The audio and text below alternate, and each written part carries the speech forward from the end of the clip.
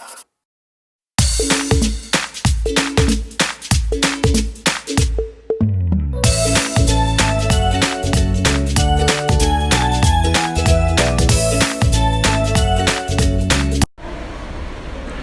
ายดีมื้อนี้พวกเรากลุ่ม3เนาะสิมาพรีเซนต์ในหัวข้อที่มีชื่อว่าความเสี่ยงทางด้านอัตราดอกเบี้ยซึ่งน้องมีชื่อว่าทาบีแก้วมิไสน้องมีชื่อว่านางสุธิดาสมพานิชน้องมีชื่อว่านางสุสนาลีน้องมีชื่อว่านางภริจีศรีสุดาซึ่งสิเป็นจังได๋นั้นขอให้ทุกๆคนติดตามแล้วก็รับชมวิดีโอของเราไปนำกันเนาะเพราะว่าความเสี่ยงทางอัตราดอกเบี้ยนี้มันมีความสำคัญหลายเกี่ยวกับสถาบันในปัจจุบันนี้ก่อนอื่นหมดเมนพวกเราจะมาทำความเข้าใจเกี่ยวกับความเสี่ยงด้านอัตราดอกเบี้ยซึ่งความเสี่ยงด้านอัตราดอกเบี้ยเป็นความเสี่ยงที่เกิดจากความแตกต่างระหว่างอัตราดอกเบี้ยที่จ่ายและอัตราดอกเบี้ยที่รับของสถาบันการเงินจุลภาคเช่นถ้าว่าอัตราดอกเบี้ยของหนี้ระยะสั้นขึ้นแต่สถาบันการเงินบ่สามารถรับปัดอัตราเงินกู้อย่างไวหวานจะเฮ็ดให้รายรับดอกเบี้ยและรายจ่ายดอกเบี้ยมีจำนวนน้อยซึ่งมันจะส่งผลกระทบต่อการกำไรของสถาบันการเงินจุลภาคสถาบันการเงินจุลภาคต้องดำเนินในสภาพแวดล้อมที่มีอัตราเงินเฟ้อสูงซึ่งความเสี่ยงด้านนี้จะมีความเสี่ยงสูงเช่นกันความเสี่ยงทางด้านอัตราดอกเบี้ยของสถาบันการเงินจุลภาคแม้นผลอันเนื่องมาจาก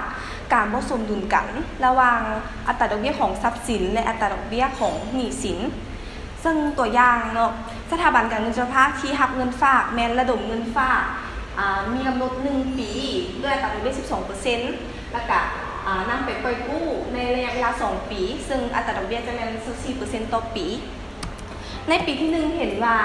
สถาบันการเงินจุลภาคได้รับส่วนต่างทั้งหมด 12% และในปีที่2เนาะแมนยังบ่สามารถรู้ได้เนื่องจากว่าเงินฝากมีกำหนด1ปีแมนได้หมดกำหนดไปแล้วแต่กำหนดของสัญญาเงินกู้แมนยังอีก1ปีฉะนั้นจำเป็นต้องได้ระดมเงินฝากคืนใหม่ซึ่งอัตราดอกเบี้ยเงินฝากในปีที่2แมนต้องเท่าเดิมหรืออาจจะมีการเปลี่ยนแปลงก็เป็นได้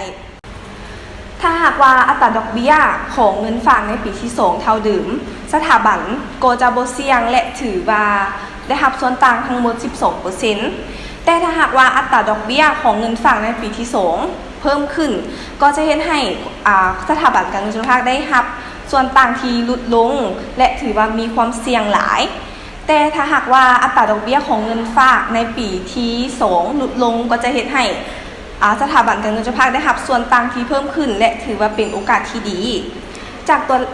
ตัวอย่างนี้เนาะสามารถสรุปได้ว่าถ้าหากสถาบันการเงินจุลภาคนำเงินฝากระยะสั้นไปปล่อยกู้ระยะยาวจะเฮ็ดให้สถาบันการเงินจุลภาคเผชิญกับความเสี่ยงทางด้านอัตราดอกเบี้ยถ้าหากอัตราดอกเบี้ยของเงินฝากเพิ่มขึ้นในอนาคตส่วนตัวอย่างที่2เนาะสถาบันการเงินจุลภาคที่รับเงินฝากระดมเงินฝากที่มีกำหนดแม่น2ปีในอัตราดอกเบี้ยแม่น 12% ต่อปีและนำไปปล่อยกู้ในเวลาแม่น1ปีในอัตราดอกเบี้ยแม่น 24% ต่อปีในปีที่1จะเห็นว่าสถาบันการเงินจุลภาคนั้นได้รับส่วนต่างแม่น 12% และปีที่2ยังบ่สามารถรู้ได้เนื่องจากว่าเงินกู้ที่มีกำหนด1ปีหั้นได้หมดเวลาได้หมดสัญญาไปแล้วแต่กำหนดของสัญญาเงินฝากนั้นยังอีก1ปีฉะนั้นจำเป็นต้องได้นำเงินฝากนั้นไปปล่อยกู้ในรอบใหม่ซึ่งอัตราดอกเบี้ยเงินกู้ในรอบปีที่2นั้นอาจจะเท่าเดิมหรืออาจจะมีการเปลี่ยนแปลงใหม่ถ้าหากว่าอัตราดอกเบี้ยของเงินกู้ในปีที่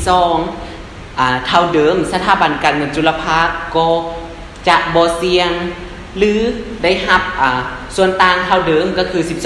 12% แต่ถ้าหากว่าอัตราดอกเบี้ยของเงินกู้ในปีที่2นั้นเพิ่มขึ้นก็จะเฮ็ดให้สถาบันการเงินจุลภาคได้รับส่วนต่างเพิ่มขึ้นและถือว่าเป็นโอกาสที่ดีแต่ถ้าหากว่าอัตราดอกเบี้ยของเงินกู้ในปีที่2ลดลงก็จะเฮ็ดให้สถาบันการเงินจุลภาคได้รับส่วนต่างนั้นลดลงและถือว่าเป็นความเสี่ยงสรุปรวมแล้วเนาะถ้าหากว่าสถาบันการเงินจุลภาคนำเงินฝากระยะยาวไปปล่อยกู้ในระยะสั้น จะเฮ็ดให้สถาบันการเงินจุลภาคเผชิญหน้ากับความเสี่ยงทางด้านอัตราดอกเบี้ยถ้าหากว่าอัตราดอกเบี้ยของเงินกู้นั้นลดลงในอนาคตนอกจากนั้นสถาบันการเงินจุลภาคยังเผชิญหน้ากับความเสี่ยงทางด้านอัตราดอกเบี้ยอันเนื่องมาจากอัตราเงินกู้และเงินฝากที่มีกำหนดเงื่อนไขการชำระที่แตกต่างกันเช่นโดยปกติแล้วเงินฝากมักจะมีลักษณะในการจ่ายต้นทุนและดอกเบี้ยเมื่อครบกำหนดแต่เงินกู้ส่วนใหญ่พัดให้จ่ายต้นทุนและดอกเบี้ยเป็นแต่ละเดือนพร้อมกันนั้นวิธีการคิดรายดอกเบี้ยของเงินกู้แม่นอิงตามยอดเลื่อนหนี้ตัวจริงก็คือว่าการคิดรายดอกเบี้ยหลุดลงตามหนี้ตามต้นทุนหนี้ตัวจริงหั่นเฮ็ดให้ดอกเบี้ยเงินกู้ที่จะจ่ายในแต่ละเดือนนั้นค่อยๆลดลงแต่ดอกเบี้ยเงินฝากนั้นพัดได้จ่ายคงที่อันเนื่องจากว่าเงินฝากนั่นน่ะบ่ได้ถูกถอนออกจากสถาบันการเงินจุลภาคสิ่งดังกล่าวที่เว้ามานี้สามารถเป็นได้ทางโอกาสและความเสี่ยงให้กับสถาบันการเงินจุลภาคคือกรณีเป็นโอกาสก็เนื่องจากว่าสถาบันการเงินจุลภาคได้รับเงินคืนจากการปล่อยกู้ในแต่ละเดือนที่สามารถเฮ็ดให้มีเงินทุนในการนำเงินทุนดังกล่าวไปปล่อยกู้ให้ลูกค้ารายใหม่ซึ่งการปล่อยกู้ต่อนั้นเฮ็ดให้มีอัตราดอกเบี้ยเพิ่มขึ้นและเฮ็ดให้ส่วนต่างที่ได้จากเงินกู้และเงินฝากนั่นเพิ่มขึ้นและในกรณีเป็นความเสี่ยงก็เนื่องจากการชำระเงินคืนทั้งหมดแล้วแต่ว่าสถาบันดังกล่าวบ่สามารถนำเงินดังกล่าวนั้นไปปล่อยกู้ให้ลูกค้ารายใหม่หรือว่าเอาไปปล่อยกู้ได้แต่ปล่อยกู้ในอัตราดอกเบี้ยที่ต่ำซึ่งเฮ็ดให้ส่วนต่างที่ได้จากการปล่อยกู้และการฝากนั้นลดลงนอกจากนั้นแล้วทรัพย์สินและหนี้สินทั้งหมดจะบ่สามารถตอบสนองในทิศทางเดียวกันต่อการเปลี่ยนแปลงของอัตราดอกเบี้ยและยังมีทรัพย์สินและหนี้สิน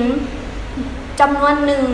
ที่สามารถตอบสนองทางด้านอัตราดอกเบี้ยได้ดีกว่าลักษณะนี้เอิ้นว่าความอ่อนไหวต่ออัตราดอกเบี้ยสรุปรวมแล้วการเปลี่ยนแปลงของอัตราดอกเบี้ยเป็นความเสี่ยงที่สถาบันการเงินจุลภาควิตกกังวลอยู่ตลอดเพราะว่ามีผลต่อกับการดำเนินงานทางด้านทรัพย์สินและหนี้สินของสถาบันการเงินจุลภาค